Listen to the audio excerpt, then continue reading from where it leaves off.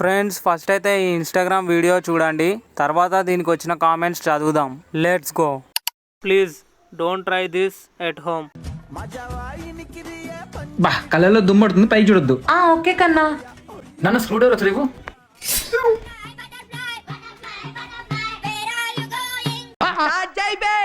వస్తున్నాడు అబ్బాయి, వస్తున్నాడు. స్క్రూ డ్రైవర్ కాస్త డ్రైవింగ్ మర్చిపోయింది,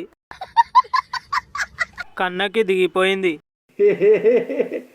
don't give instructions without demonstration. तू समझा?